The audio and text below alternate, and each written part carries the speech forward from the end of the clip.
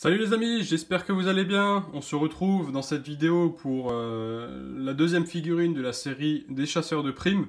Donc ici, il s'agit de Forlom, c'est toujours du 1/6 par Sideshow.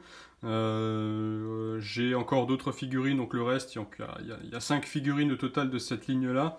Il reste encore Bossk, Dengar et Zuckuss qui devraient pas tarder à arriver normalement. Donc il y aura du nouveau bientôt sur la chaîne. Je vous ferai également petite vidéo en vous montrant tous les chasseurs de primes ensemble avec Boba Fett et Han Solo dans son bloc de carbonite. Je vous montrerai tout ça. Et donc aujourd'hui on va se focaliser sur la figurine de Forlom. Et puis je vais vous montrer un peu au niveau des articulations, au niveau des détails, et je vous dirai ce que j'en pense.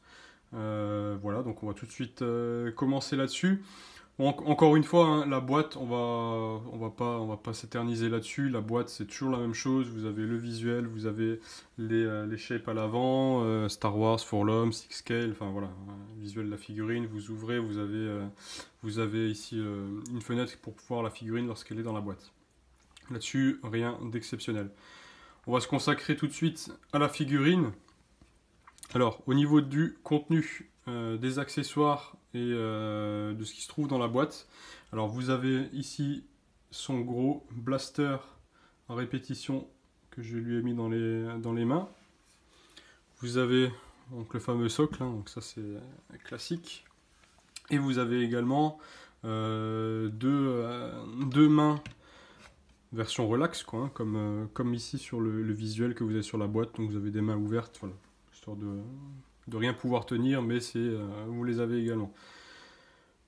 Par défaut, vous avez donc les mains là, celles qui tiennent le blaster.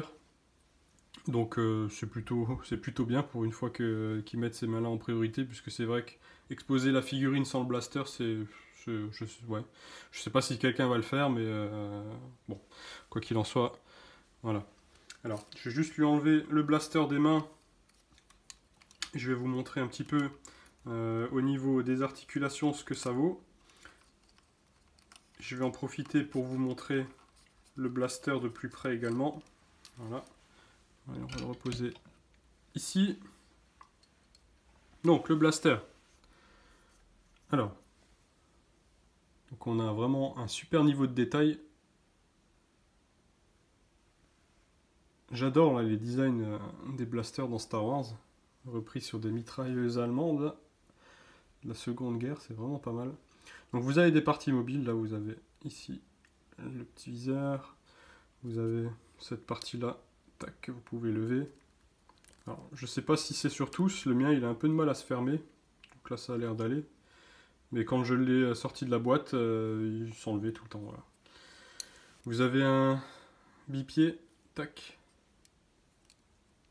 que vous pouvez refixer là. Donc vraiment au niveau des détails, on est sur quelque chose de vraiment pas mal.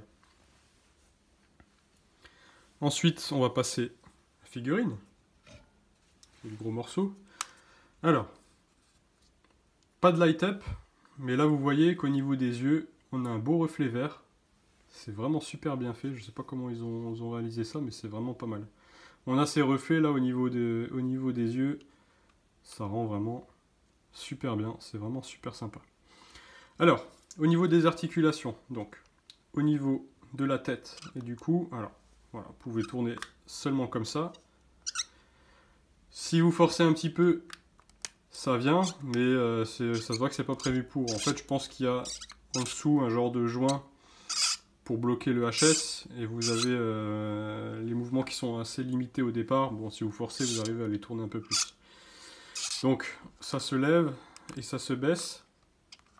Donc, pas plus que ça. On a possibilité légèrement de pencher la tête sur le côté. Voilà, rien de plus, rien de moins, suffisant pour poser votre figurine. Au niveau des bras, donc là vous pouvez faire un tour complet, bon c'est pas vraiment utile, mais vous avez au moins une idée de l'amplitude de mouvement. Vous avez des genres de pistons là qui sont dans des rails, qui se trouvent ici. Voilà.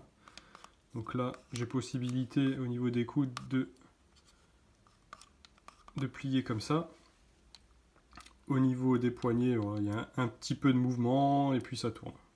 Rien de plus. Hein. Tac. Donc j'ai oublié de vous parler au niveau des épaules, donc ça se lève vraiment légèrement, hein. Pas plus que ça, c'est vraiment anecdotique. Bon, on peut le faire, mais c'est pas, ne comptez pas trop là-dessus, quoi. Alors, tac. Donc là de l'autre côté c'est pareil, hein, c'est la même chose. Voilà, un peu le niveau de détail qui est vraiment pas mal.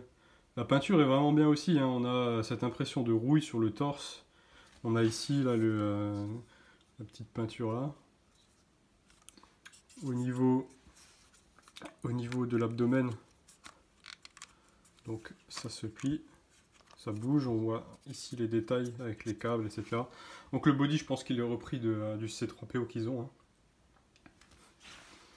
Donc ça c'est plutôt sympa. Alors au niveau des articulations, alors au niveau de l'aine ici, voilà, ça bouge de cette façon là. Donc au niveau de l'amplitude, on peut écarter légèrement.